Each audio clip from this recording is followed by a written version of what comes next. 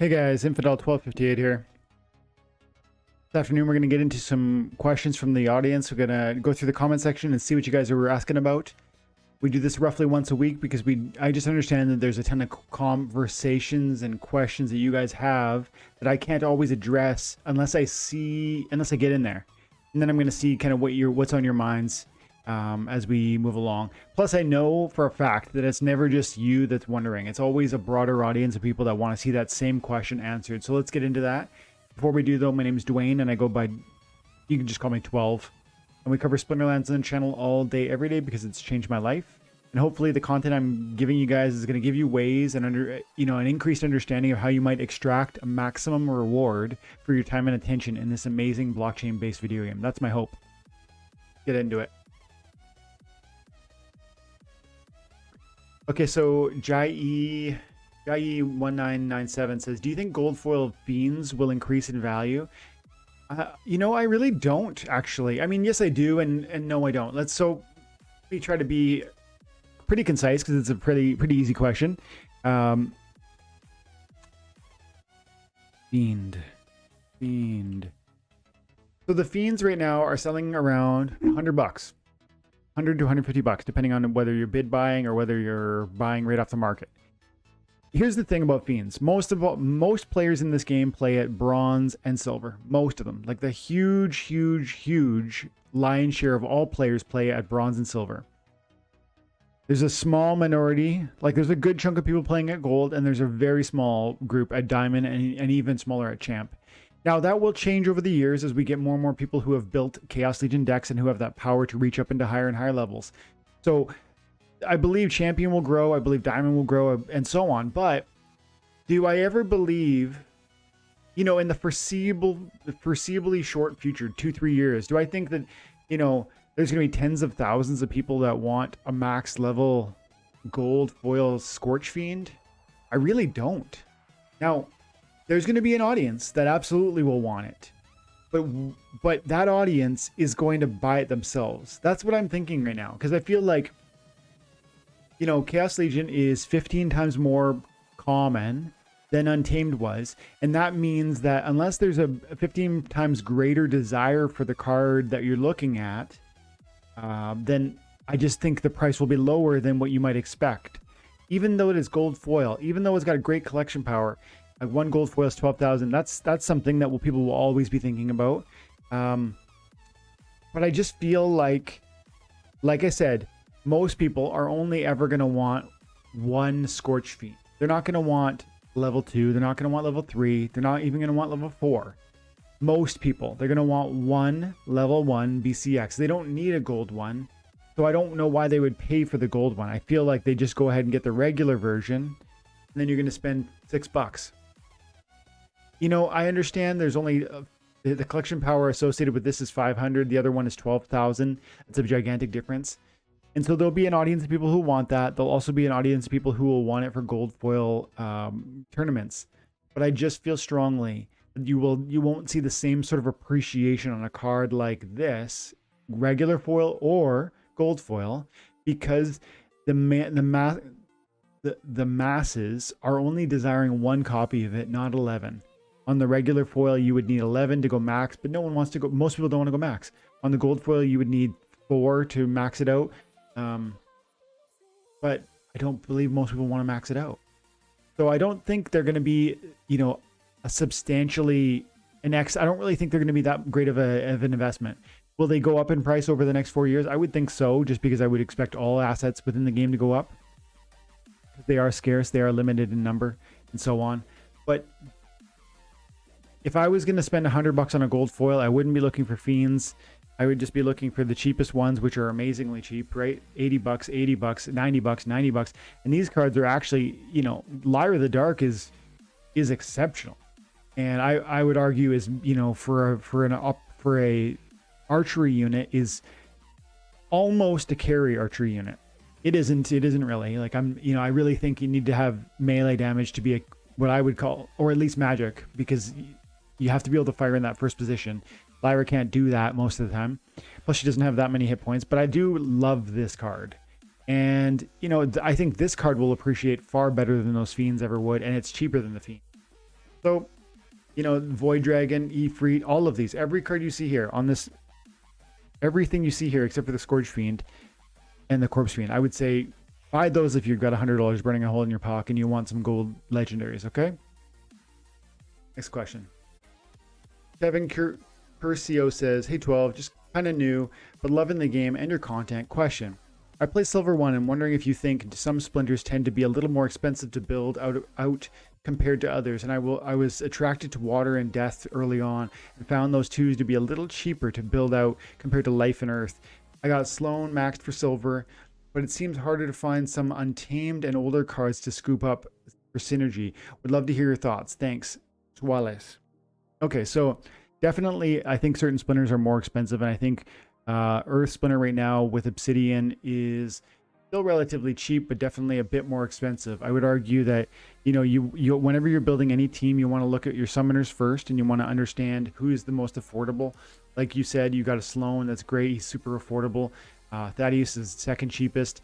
Then, you know, we're rising quickly from $2.50 already up to $3.70 per BCX, $5.50. It's $5.50. Tarsa is pretty cheap also. So choose your summoners first, because you want to stretch your dollar as far as you can. I'm a strong proponent of picking the cheapest summoner and then making that work. Great, you pick Sloan, so you know, then you just really want to focus on getting your white team. You can go ahead and pick white and neutral, right? And you can start looking for the most effective, affordable options from the monster squad. So you're going to be looking for archery specifically, but you know, all of these new monsters right here, all of them on the screen actually, are really affordable. We're talking under 12 cents per BCX, and at silver you're going to need like 40 copies of them. So, you know, like $4 for a Gargoyle Devil, that would be a good card for you. Supply Runner is a great card for you. Chaos Knight is a card I really like. Blinding Reflector is really good, plus a low mana cost. Chaos Agent is a great card because of the 1 mana. I find cards that are Chaos Agent, like 1 card mana cost cards, a great tip is to buy a gold foil version, because that's going to give you a buff on your DEC that you're earning per match. And because it's a 1 cost mana card, you're going to be able to utilize that more often in more types of plays. This is not actually my idea. It's another YouTuber, and I forget her name right now. Oh, I'm gonna have to find that and drop her YouTube in the description. So check the description. There's a YouTuber I like. I watch her, and this is her idea. This entire use 1 mana cost monsters at gold foil on your deck to get that DEC bonus that comes from playing with gold foils. So, you know, look for the cheap cards and build your team out there. Crystal Smith is an amazing one with the heals. Portal Spinner, right? There's probably 6 great options right here for you. So that's what I would start with, and I would focus on making sure you felt your white team was your ace. You've kind of hinted, oh, I want to build a black tech, I want to build a white deck, I want to diversify. Yes, for sure, but it sounds like you don't really think your white deck is done. So focus on that first. Once you get that, absolutely move into black, and the black splinter, the Death Splinter is amazing. And I really enjoy Pellicore Deceiver is a lot of fun, especially at like the gold plus level. Riftwing is amazing. Crypt Beetle is nice for certain melee only modes. Silent Shabby is amazing. Nightmare is one of my favorite cards, maybe my favorite card in the entire game. So yeah, I think you can do quite well if you just pick 2 splinters and you fight with just those 2 and really build those out. And then sometime in the future, when maybe you've got a few extra $100 and you decide, I want to keep growing what I'm doing here, then you could go on to more. And I would strongly recommend Dragon be your 3rd splinter, even if they are a bit more expensive, because the versatility around putting together a Dragon team that synergizes with your existing deck, white, black, Dragon can work interchangeably with all of those monsters that you will have by that point put together. So that's what I would do. Maybe Delwyn is a good choice if you're going to play in the wild format, which is the future. They're going to divide the ranked battle leagues between wild and modern. If you don't know what that is, you know, I've got videos talking about the division, preparing for the wild and modern format. Check those out. Yeah. So thank you for the question. I'm going to send you over a little. Saw that you gave me your. Send send you over what I've got here, ready to claim. Transfer. 3.5. Nope. 5.9. Later. Wallace. There you go, my dude. Let's try and do a couple more questions. This will be a quicker one. Okay. Oh, so Juicy says, everyone is talking about selling SPS when it pumps. SPS will definitely pump during Rift Watchers. Is that when everyone is going to dump? I would say that that's probably what people are implying when they say when it goes up. Because that people, including myself, would expect that when Rift Watchers starts to get closer and closer, there should be a spike in SPS as people accumulate SPS in order to buy Rift Watchers, because you need to understand you will only be able to buy Rift Watchers with SPS. Therefore, I think that's the moment in time where people are aiming to sell their SPS. I personally won't be liquidating my SPS at that point, unless it just goes to $2 or something. I'm just going to accumulate and accumulate for the next probably 4 years until I get 1 million. That's my plan. Thanks for the comment. Alfonso Moro says, great video. I have one question. How do you control all your rentals? I mean, the market moves, so you need to change those rental prices. But how do you do it when you have lots of cards? It's really frustrating to me. Thanks for the answer. Okay. Video. So thanks for the comment, Alfonso. And I use Peak Monsters and come over to my cards, and you can use the filters to look at like on the market, no, for rent, yes, delegated, yeah, no, or yes, delegated. If it was delegated and it's for rent, that means somebody is renting it. If it's delegated and it's not, or it's not delegated and it's for rent, that means that you've listed it for rent but it's not taken. As you can see, I currently have nothing on the marketplace, but you can come into this delegated no. You can come into this window and just click on delegated no, and these are going to be all the cards that you're using, that you could rent, that you're not borrowing out to a different account. You could just go ahead and collect, hundreds of them. Like you press select all.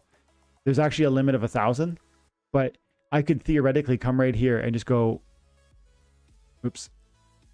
over here and click rent. And then they all have 0 cost. So I'd want to scroll all the way down. There's 1,000 cards here. I'm not going to do this, but just for argument's sake, you press load and it's going to auto-populate prices for each of them. That might take a while because I've got 1,000 here. And again, I'm going to cancel it anyways. I'm just doing it for demonstration purposes, but as you can see, the prices are auto-populating, and you would just walk away, grab a coffee, come back, and then you could go ahead and you can trust that these prices are kind of decent, fairly accurate. And then when it's done, there's going to be a few kind of zeros or something you might need to go through and tweak or auto-populate or manually populate. All these ones that are like 0.1, they're probably never going to rent, so don't even waste your time listing them. And then you just scroll to the bottom again, and you would say confirm when the time was right. And that's the first step. Knowing how to do that is the easiest way to list thousands or hundreds of cards. But then after you've done that, it's important to understand that you can come in here and, like I said, click on for rent yes, delegated no, and then you can modify prices by clicking on them again and then going up there, and there's a little button here that if you had a card selected that was for rent, you can modify the price. Okay, that's the easiest way. It's not effortless. It's still a problem. You're right. It's a lot of work, especially once you get a big portfolio of cards. But that's part of the joy of this game, that you can put together a portfolio of assets that actually pay you to own them. That's amazing. Most people need to have real world money to buy real estate to have these sort of options, but you and me are getting them for free by playing a video game. So yeah, I mean, you're right. It can be tricky, but that using Peak Monsters is what I do. I'm going to try and do 3 more quick questions. Alexander says, nice video. Actually, how often are the Chaos Legion cards like Grum being printed in total? Grum is only ever now being issued from the Chaos Legion packs. So if you want a Grum, you need to buy Chaos Legion pack. There's only 15 million Chaos Legion packs. Stop. We've already sold 6.8 million. So we're, you know, 40% of the way through the sale. So if you want a Grum, that's how you get it. How many Grum are there? I don't actually know the answer to that question, but that information's available. Let's see if we can get it for you quickly.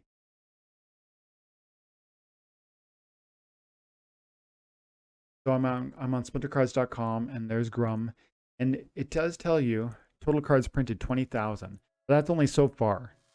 I think I want to say there's, I don't know the total number that's expected, but yeah, you can monitor here as it grows, and you can see kind of what the, you know, how many there are out there, and then you can look at other cards too and see, you know, how that price compares, because of course supply demand affects how much the price is actually worth, or whether the card is worth what the price is.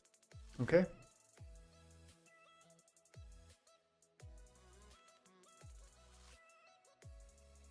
Gravity pushes. Hey bud, I've now max silver most chaos cards. Looking at Untamed now too. Death Elemental is my fave. But 400 for max is too much. Yeah, I agree. Spending 400 bucks on a card, it better be absolutely a carry card. Death Elemental is not a carry card, even though it is good. What Untamed or dice cards should I buy to silver gold level? Exclude legendaries unless you can sell me FOMO. DJ Bagman. Okay. So silver level, this will be the last question. Silver level, probably we want to look at epics, because you want to look at epics and legendaries, because at silver and bronze, you're going to really separate yourself by having epics and legendaries. Those cards are not, they're never included with the free cards that players get by spending 10 bucks to play the game. So every single epic you have is going to set you apart from the average, you know, bot and the average player who didn't invest in stuff. So that's great. Epic and legendary. Rare and common are going to be available, especially moderns. You're talking about looking at Untamed and dice, but still think that through. Like, do you have all the epics and legendaries for chaos? I bet you don't. And I think that's going to be a major step in the right direction to really afford yourself something, to get yourself something to meaningfully separate yourself from your opponents. So Chaos Legion, legendary, you know, $4. Do you have these? You should. Desert Dragon's amazing. Void Dragon's amazing. Divax, I like it. I like it. Legionnaire's great. Jin Murad's amazing. Yeah, these are expensive. You know, $6 is not nothing. But you know, I would be strongly considering a few of these. If you have a red deck, you know, find the legendaries you like. If you have a dragon deck, make sure you have a few of these amazing dragon legendaries. Same with the epic. You know, what splinters do you roll? And then from that point, decide on which epics are going to really move the needle. And you mentioned the Death Elemental, so I assume you got Death Splinter. I really like, if you were going to get a Death Elemental, you know, the Magi Necrosi is going to fit right in there because it's snipe damage also. And it's camouflage, which I like for its evasiveness. You know, and since you don't want to buy yourself a Death Elemental, you know, maybe this is an equally interesting play. It doesn't have the silence. The Death Elemental has a silence, which is great. But, you know, you could afford this at level 3. You're talking $20, $23. Because it's $2 per BCX, and you need 20 of them, or 10 of them to get up to level 3. And that's the level that Silver plays out with Epic. You're going to do 3 magic damage as a sniper. That's pretty huge, actually, for a sniper. And he's got camouflage, which means he's going to go undisturbed, and you're going to be able to just victimize your enemy. I think that's an interesting play, but that's $20 or so. And then you said dice. Let's see. There's got to be some. What? I mean, there's no dice. There was no dice epics.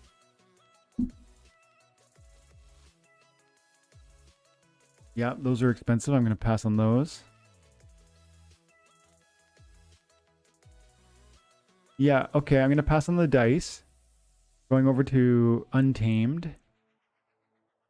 Dark Kawan's amazing, but I love the taunt. With Dark Kawan, I use that in the back all the time as a distraction so that my main attackers can live longer, but that's not cheap.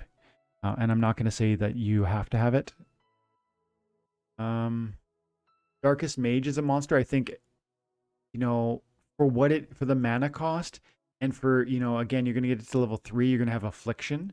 Affliction is so powerful, but this is gonna cost you 90 bucks.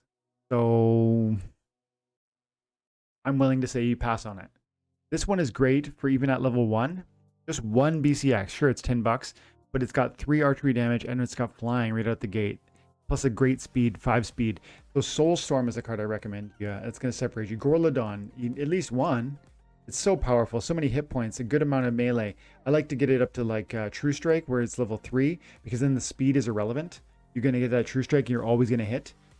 It's even better if you can play it all the way up to level 5, but you won't be able to at silver. So there you go. Gorladon, Gorladon, Soulstorm, and all of the Chaos Legion legendaries and epics that you felt have value for the $4, $5, $6 that they currently are listed. That's where I'm going to leave it, guys. Thanks for your time and attention. If you want your questions answered, I'm sending DJ Bagman a little something. If you want your questions answered, you drop them, and it's best if you write the word question, and then if you actually drop your in-game name so I can send you a little thank you. Here.